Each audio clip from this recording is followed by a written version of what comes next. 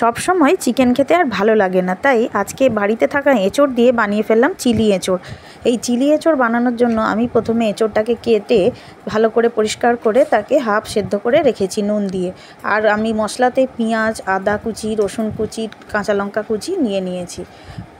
আমরা ঠিক যেমন করে চিলি চিকেন বানাই ঠিক তেমন করেই আমি আর চিলি এঁচোড়টা বানাবো। আর খেতে হবে স্বাদ দুর্দান্ত।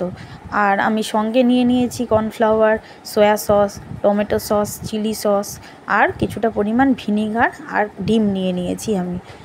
এবার আমি সেদ্ধ এঁচোড়ের উপরে কর্নফ্লাওয়ার দিয়ে দিলাম আর 3 রকম sauce, soya sauce, tomato sauce আর চিলি সস আর সামান্য গোলমরিচ দিয়ে আর 2টো ডিম দিয়ে আমি অল্প অল্প জল দিয়ে একটা ব্যাটার বানিয়ে নেব, হালকা হালকা কোট থাকবে।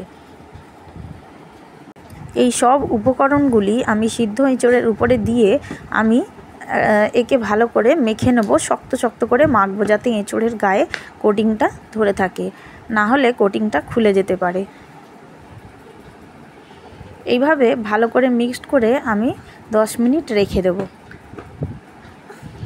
10 মিনিট রেখে দেওয়ার পরে আমি কড়াইতে তেল গরম করতে বসিয়ে দিয়েছিলাম আগে থেকে। এবার কড়াইতে তেলটা গরম হলে আমি এঁচোড়গুলো একটা একটা করে গরম তেলের উপরে দিয়ে দিলাম।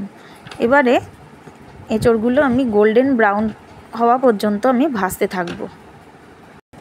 আমার রান্নাটা আপনাদের কেমন লাগলো অবশ্যই একটা কমেন্টে জানাবেন, আর আমাকে একটা লাইক করে আর আমার চ্যানেলটাকে সাবস্ক্রাইব করে অবশ্যই আমার পাশে থাকবেন, যাতে আমি আরও ভালো ভালো রান্নার আপডেট আপনাদের কাছে পৌঁছে দিতে পারি। এইভাবে এঁচোড়টি আমি ভালো করে গোল্ডেন ব্রাউন হওয়া পর্যন্ত ভেজে নিয়ে এটাকে তুলে নিলাম। এবারে ওই গরম তেলের উপরেই আমি আদা কুচি, রসুন কুচি এবং ডুমো ডুমো করে কাটা পেঁয়াজ দিয়ে দিলাম।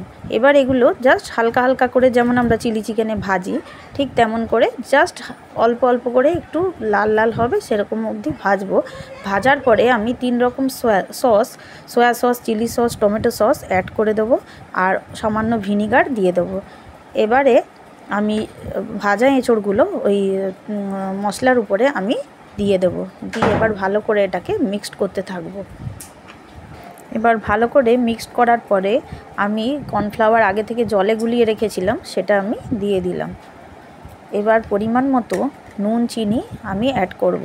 আর সসটাও অবশ্যই দেখে নিতে হবে সসের পরিমাণটা যাতে ঠিকঠাক থাকে। আর সামান্য আমি ভিনিগার এর উপরে অ্যাড করেছি যাতে টকটক স্বাদটা ভালো লাগে। হালকা টক মিষ্টি খেতে হলে এটা খেতে সুন্দর হয়।